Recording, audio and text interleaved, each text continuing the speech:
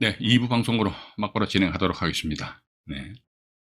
이게 참, 이게 실제 부산에서 있었던 사건입니다. 이거 아마 제가 그 전에, 방송할 적에 말씀 안 드렸습니까? 우리가 선순위, 이게 분명히 선순위 가등기죠, 그죠? 선순위 가등기 되어 있어요. 선순위에 가등기가 설정되어 있다는 겁니다. 선순위에 가등기가 떡하니 설정되어 있다는 것이지요. 가등기가. 자, 보니까 선순위 뭐냐, 이거. 저당권보다도 먼저 앞서 설정되어 있으니까 선순위 가등기잖아요. 자, 그런데 선순위에 가등기가 설정되어 있는데 우리가 마음 놓고 입찰 들어가는 경우 첫 번째 뭐다? 그러니까 이 가등기 갑이 직접 다이렉트로 요 자리에 을이 아니고 갑이라는 사람이 가등권자가 임의금을 신청했다면 이건 100% 담보 가등기입니다. 그렇게 봐야 됩니다. 또 두 번째 뭐? 그러니까 이제 이번에는 여기 보시면은 이제 본인이 경매 신청한 것이 아니고 이제 다른 제3자가 저당권자가 경매 신청했잖아요. 저당권자가 경매 신청했다니까 갑 이 사람이 채권 계산서를 제출했답니다. 이게 간혹가다 인터넷상에 보면요. 선순위 가등권자가 채권 계산서를 제출하였다면 이 가등기는 담보 가등기로서 경매 신매각으로 소멸하고 낙찰자의 부담이 되지 않는다. 이런 허튼 소리를 하는 영상물인지 하여튼 뭐 블로그인지 있더라고요. 그래서 그건 아닌데. 그러니까 병 입장에서도 보면요. 나름대로 경매 정보상의 뭐 문건 송달 뭐 이 내용을 봤을 거 아닙니까, 그죠? 떡하니 보니까 이거 바로 이 사람이 채권 계산서를 제출하였네. 그러면 채권 계산서를 제출하였으면은 담보 가등기네. 우와, 담보 가등기면 요것이 말소 기준 권리가 되네. 그럼 병 입장에서 봐가지고 이건 뭐 큰 부담 없다 해가지고 1억 1,469만 원에만 낙찰받은 것 같습니다. 낙찰 받고 나서 이제 여기서 이제 병이라는 분은 이제 법원에서 이제 허가 결정이 나오고 대금 납부를 한 것 같아요. 대금 납부했으니까 이제 여기 을이라는 사람이 배당 이의를 제기했거든요. 배당 이의를. 배당 이의를 제기했다는 것은 병은 이미 그 전에 대금 납부해가지고 배당 기 1이겠죠. 요 당시에는 이제 1990년대 초반이니까 배당 기 1날 을이라는 사람이 나 있잖아. 배당 이의 제기한다. 어떤 배당 이의냐니까 법원에서 어떻게 첫 번째 배당을 했냐니까 1순위를 해가지고요. 1순위에서 갑 가등기. 그러면 1억 1,469만 원이잖아요. 여기서 뭐 경매병원 신경 안 쓰더라도 이 금액 가지고도 이게 가등기권자의 채권액 전액다 만족 충족을 못 시키잖아요. 그러니까 봐가지고 이제 이 다음에 이제 2순위 어떻게 보면 을이 말이죠. 법원에서 배당표 순위에 의한 배당표 작성한 것으로 보면 을 저당권자가 배당을 받아가야 되는데 가등권자 이 사람도 자기 채권액을 전액다 못 받아가는 상황인데 을이 배당 받아가겠냐. 을은 배당 이런 땡이 한 푼 배당이 안 주어지니까 그때 가서 배당기일 날 무슨 소리 하냐 이거지. 이 가등기는 말이죠. 담보 가등기가 아니란 말이지. 뭔데? 보전 가등기란 말이지. 왜 그러니까 얘기해 보면 갑이라는 사람이 말이죠. 1억 6,340만 원이잖아요. 아파트를 분양받는데 2억 6,340만 원을 분양 대금을 해서 분양 계획을 했겠죠. 해가지고 이제 1억 6,340만 원이 이제 건네갔던 모양입니다. 근데 이게 아파트가 보니까 이 아파트 이제 들어가는 진입로 이 부분이 해결이 안 되다 보니까 갑 이 사람이 진입로조차도 해결이 안 되는데 나머지 어떻게 1억을 줍니까? 1억은 못 주고 나아가서 이분은 1억 6,340만 원이라는 현찰이 상대방한테 간 상태에서 이렇듯이 가등기를 안 해놓게 되면 자기는 중간에 붕 뜨는 그런 경우가 돼버리잖아요. 그죠? 그렇기 때문에 이분이 가등기를 했다는 거죠. 그럼 이 가등기는 뭔 가등기? 그러니까 보전 가등기라는 것이죠. 왜 그러냐니까 아니 당신이 1억 6,340만 원을 건설회사에다 돈을 주긴 줬는데 왜 줬냐 이거죠. 네가 당신이 건설회사에다가 1억 6,340만 원 구워줬냐 이거지. 구워준 게 아니잖아요. 그죠? 분양대금 쪼로 준 거 아닙니까? 그럼 분양대금 쪼로 1억 6,340만 원 주고 진입론 문제가 해결됐을 경우 1억을 더 줘가지고 2억 6,340만 원 채워놓으면 그때 가서 건설회사로부터 그 소유권을 내가 이전 받기 위한 거라 이게. 소유권을 이전 받는다는 거 소유권 이전 청구권의 보전 가능거라 이게. 이런 식으로 을이 탁 태클이 들어버렸어요. 태클 들어오니까 법원에서 가만히 보면 이게 맞는 말인 것 같거든요. 그래서 이것도 대법원 그 사건입니다만 대법원인데 대법원까지 올라갔습니다만 보니까 그래 결국은 이 가등기는 담보 가등기가 아니고 보전 가등기. 보전 가등기면은 여기 이게 말소 기준 권리 돼가지고 보전 가등기니까 앞에 있으니까 인수될 거 아닙니까?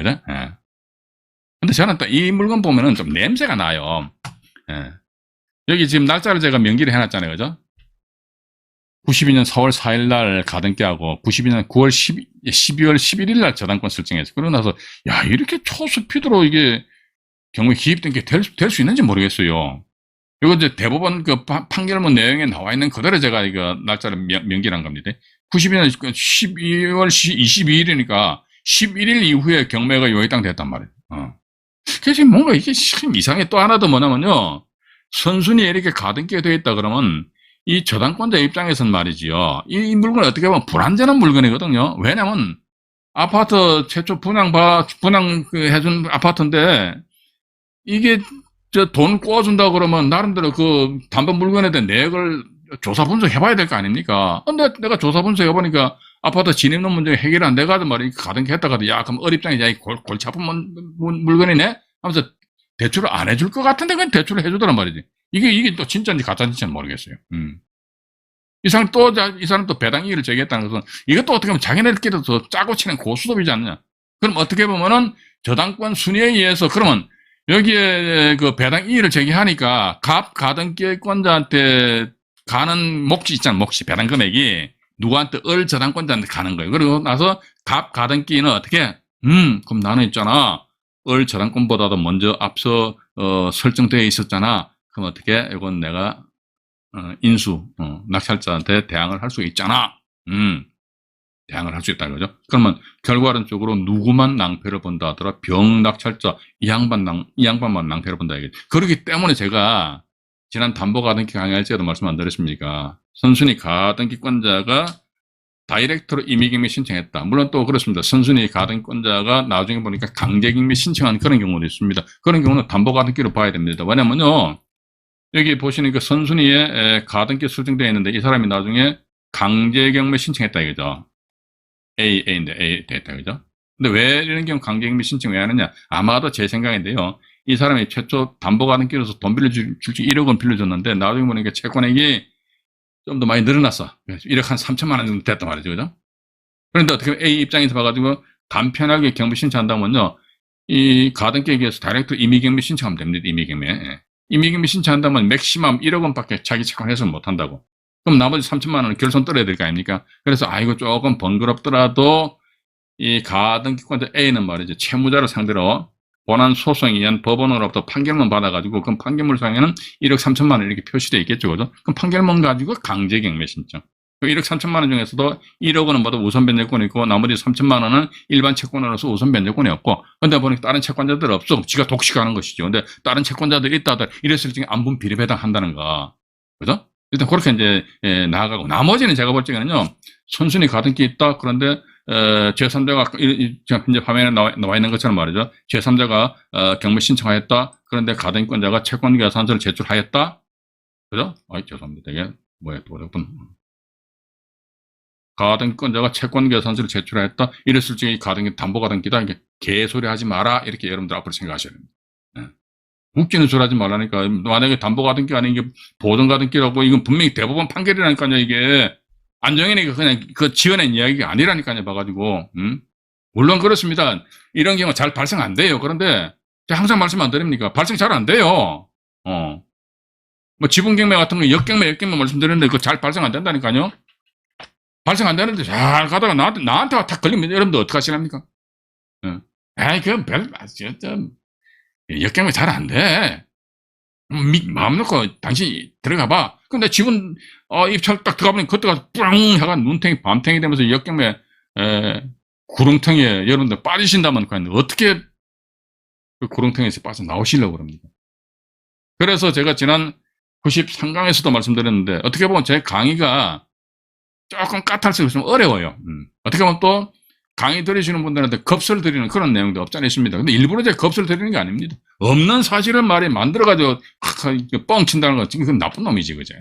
있는 사실이잖아요, 그죠? 그래서 여러분들도 항상 이렇게 선순위 가등기 있다 했을 적에 정확하게 나름대로 분석하신 이후에 입찰 참여하시라. 그럼 병 입장에서 봐서는요, 참 억울할 거 아닙니까? 이 사람은 가등기권자 나중에 본등기 할 수 있어요. 본등기 할 수 있는데, 아파트 진입로 문제가 해결되지도 않기 때문에 그냥 또 나가 채권 계산서를 제출하는 것으로 미루어 봐가지고 그냥 막 병과 갑과의 어떤 서로 쌍방과 합의하는 데 있어서 병은 1억 6,340만 원은 갑한테 주면 될 거 아닙니까? 근데 문제는 뭐냐면 병 입장에서 봐가지고 1억 6,340만 원을 추가적으로 인수한다는 이런 사실관계를 인지를 하고 알고 나름대로 입찰해서 낙찰 받았다면 괜찮은데 전혀 몰랐습니다. 야, 나 저 1억 1,469만 원만 쓰면은 더 이상 내가 이 물건에 있어서 투입될 그런 자금은 없어. 라고 생각하다 갑자기 뿅! 해가 뒤통수 두드려 맞으니까 1억 6,340만원 물어준다 하면 1억 6,340만원이 작은 돈입니까?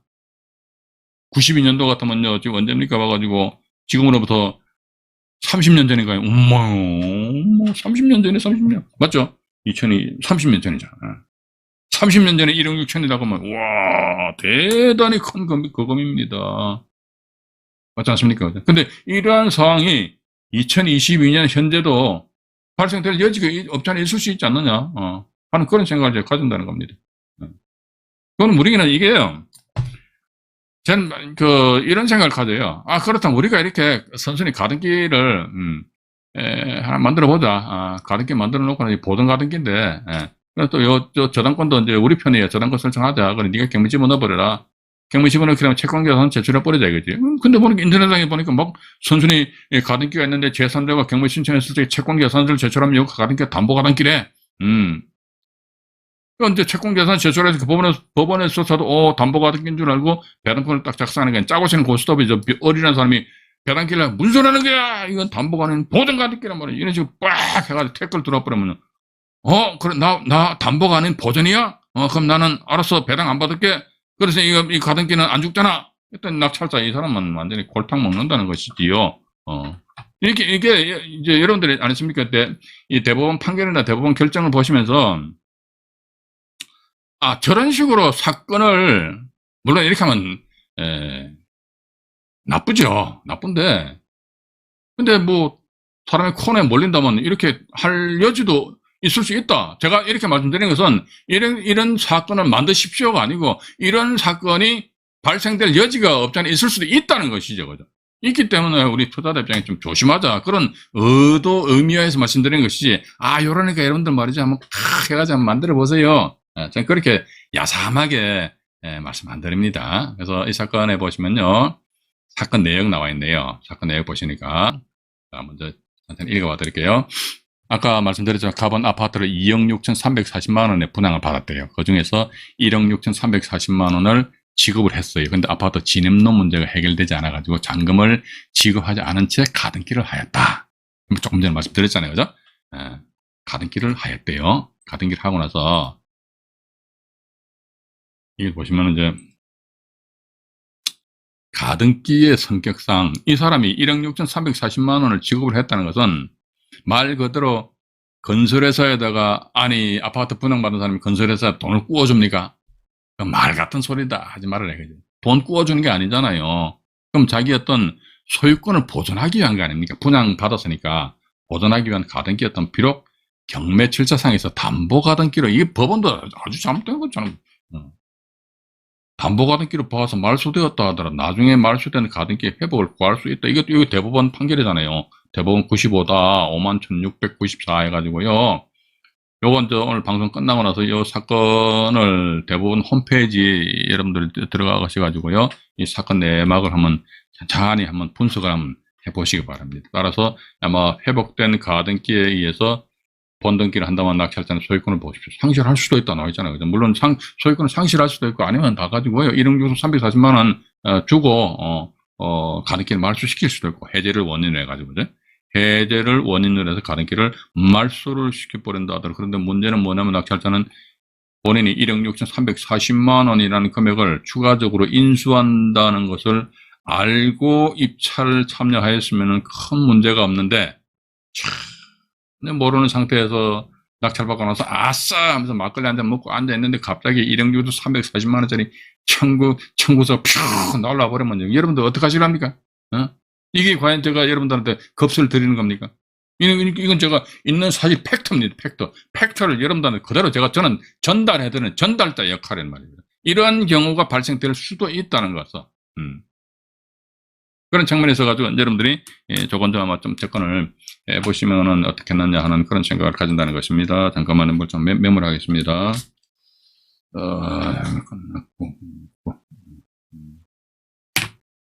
그 다음에 또 보면요, 네. 후순위 보존 가등기의 지위. 이것도 뭐 큰 문제는 없어요. 후순위 보존 가등기니까 사건 해설을 먼저 보여드릴게요. 이게 뭐 이렇게 나와 있네요. 그래서, A 저당권, B 보존 가등기, C 강제 경매 신청의 경우에 A가 죽으면 죽고 다 죽잖아요. 그죠? 이거에 보고, 이게 대부분 89마 이렇게 나와 있네요.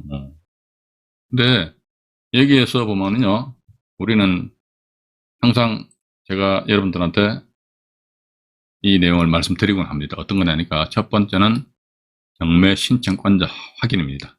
경매 신청을 누가 하였는지 경매 신청권자를 확인하자. 경매 신청, 제3자가 경매 신청했네요. 그죠?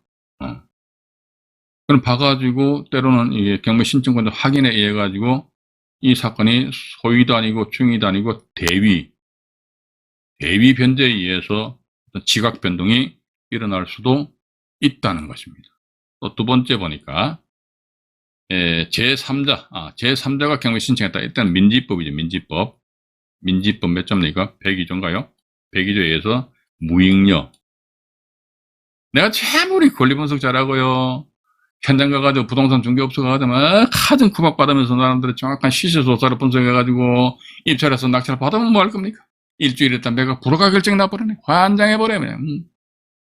열받아간 말이지. 담당 경매계 해가지고 왜 이게 매각 불허가 결정이 막 따지면요. 경매계장에 말 여러분들 찍 째려볼 겁니다. 이 무식한, 찍 째려보면서 겉으로 이야기가 속으로 무식한 경매나 이렇게 할 겁니다. 그래서, 니는 이제 민사집행법 102조에 의한 무익료, 잉여 없는 경매 이것도 모르냐? 이런 식으로 또 이제 다가갈 수도 있지 않느냐 하는 그런 생각 가지게 됩니다. 이게 뭐냐면 경매 신청권자를 확인하는데, 만약에 이제 이게 전부 다 후순위 권리자들입니다. 이 보니까 제3자잖아요. 그죠? 근데 만약에 경매 신청권자 확인해 보니까 A 저당권자 이 사람이 경매 신청했어요. 선순위가. 선순위가 경매 신청했다면 대의변제 가능성 실행 여지는 없죠. 자, 보십시오. 이게 보시니까 A 저당권이 있고요. B가 가등기입니다. 근데 A 저당권자가 이렇게 경매 신청했어요. 이게 뭐 대의변제에 있을 수는 없잖아요. 뭐 B가 열받아가지고요. A가 경매 신청했다고 하면 A의 청구 채권이 있잖아요. 이거 갚아버려. 청구 채권을 갚아버립니다. 좋습니다. 갚아버리면 없어지죠. 그죠? 갚는다 그러면요. 이게 우리가 실질적으로 부동산 등기부등본상에 저당권, 건저당권이라는 등기가 되어 있다 손치더라도 그 건저당권의 터잡은 채권액이 빵원이에요. 없으면요. 그 저당권은 허당입니다. 허당. 형식상의 저당권이래요. 그러다 보니까 그 저당권은 있으나마나한 그런 권리랍니다.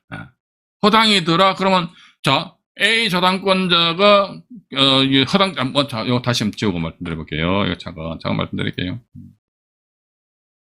저도 이거 막 강의하다 보면요 좀 더 세게 나가더라고.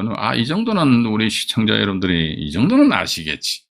이것도 모르면서 경매한다고요. 이런 생각이 참 못된 생각이 들어요.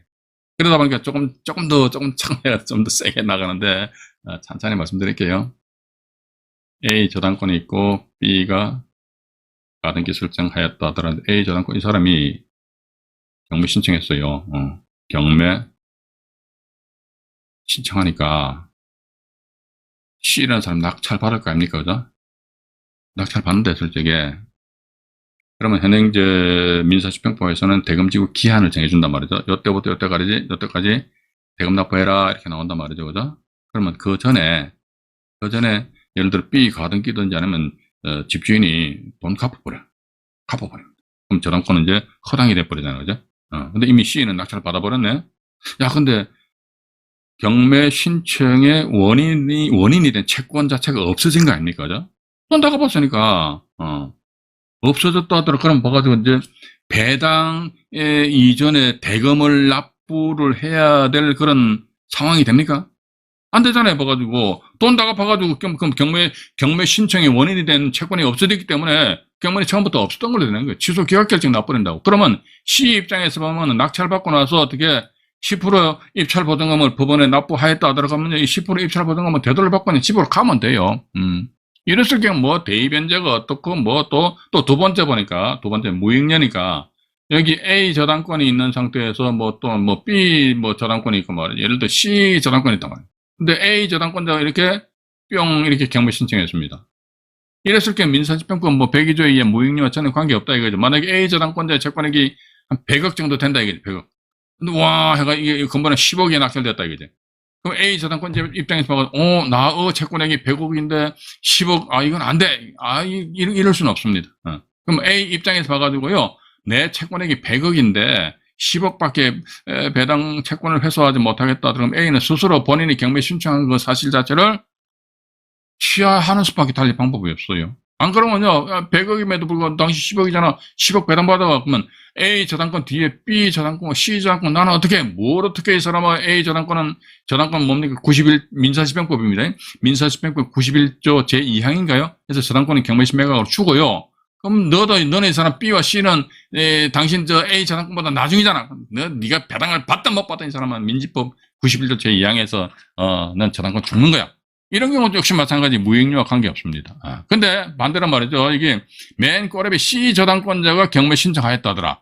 이러했을 경우 뭐 이게 경매 신청권자 확인하자 그죠? 경매 신청 누가 했나 해가지고 그러니까 여기 A와 B 저당권자의 최소한도 채권액은 어느 정도 확보를 해줘야 된다 이거죠. 왜? 그러니까 C가 경매 신청했는데 A와 B는 지금 당장 자기네들이 이 부동산을 통해 가지고 채권 회수를 원하질 않아요. 근데 C 저 인간이 말이지 경매 신청하니까 또 나가서 민지법 91조 제2항 규정 보니까 말이지 경매시 매각으로 저당권 죽는다고 그러니까 마지못해 나는 배당 참여하는데 우와 낙찰 금액으로 말이지 나의 채권액은 택도 없다. 이게 무익녀입니다. 그죠? 무익녀에 의해 가지고 내가 설사 낙찰 받았다 손치더라도 매각 불허가 결정이 날 수 있다는 거 일단 그렇게 좀 여러분들이 좀 이해를 하시면 되실 것 같습니다. 하고 4번의 사건 해설이 나와 있고요. 여기에 지금 조금 전에 그 대법원 판결 내용인데요. 요건 뭐, 이것도 여러분들이 요 사건 번호를 아마, 메모를 하셨다가요. 89마 778이죠, 그죠? 요 내용이 뭐 그겁니다. 뭐가지고 저당권 이후에 뭐, 가등기, 그 저당권 다음에 가등기가 되어 있다, 그죠? 그 위 저당권은 소멸된다, 이거죠. 주고, 그럼 가등기도 어떻게, 가등기도 당연히 소멸된다. 근데 대의변제에 의해서 가등기 소멸되기 전에 이기 저당권을 죽여버린다면은, 그러니까 이게 대의변제 등에 의한 어떤 권리관계가 유동적으로 춤출 수 있는 종기입니다. 종기는 언제나 그러니까 낙찰자 대금 납부하기 직전까지입니다. 대금 납부하면 안 됩니다. 대금 납부하기 전까지는 어쨌든 막 경매 취하될 수도 있고 아니면 또 대의변제 등에 의해서 권리관계가 막 춤출 수 있고 심지어 어떤 경우는요 경매가 진행 중임에도 불구하고 막 소유권 이전도 되고 막 저당권 설정하고 막 전세권 막 설정하는 그런 건 있어요. 그죠? 그래서 일단 권리관계가 유동적으로 춤출 수 있는 종기는 언제까지다? 낙찰자가 대금 납부를 하기 직전까지다. 그렇게 좀 이해하시고요. 가등기 말소 청구 이게 어떤 건가요? 잠깐 볼게요. 이거는요 지금 이게 소위 제척 기간이 10년이라는 그겁니다.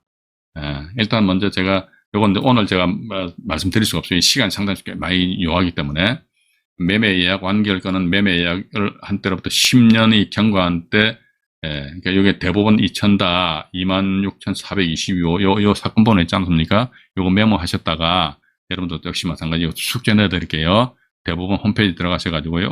이 판결 내용을 좀 숙지를 한 상태에서 6월 17일이면 이제 금요일 날이네, 그죠? 95강 때 여러분들 같이 한번 공부를 해보도록 하겠습니다. 오늘은 여기서 보니까 여기서 더 이상 진도 나가면 안 됩니다. 이게 하면 이거 하더라도 한 30분 정도는 한 20분 이상은 뭐 시간이 걸릴 것 같아요. 그래서 다음 방송에서는 가등기 말소 청구 제척 기간 10년 여기에 대해서 우리 시청자 여러분들과 같이 조곤조곤 공부를 해 보도록 하겠습니다. 자, 오늘은 보니까 8시 현재 55분이네요. 5분 빨리 방송을 마치도록 하겠습니다. 방송 시청하시느라고 대단히 수고하셨고요. 구독 신청을 해주시면 정말로 감사하겠습니다. 편안한 밤 되시기 바라겠습니다. 이상 안정인의 말씀드렸습니다. 네, 고맙습니다.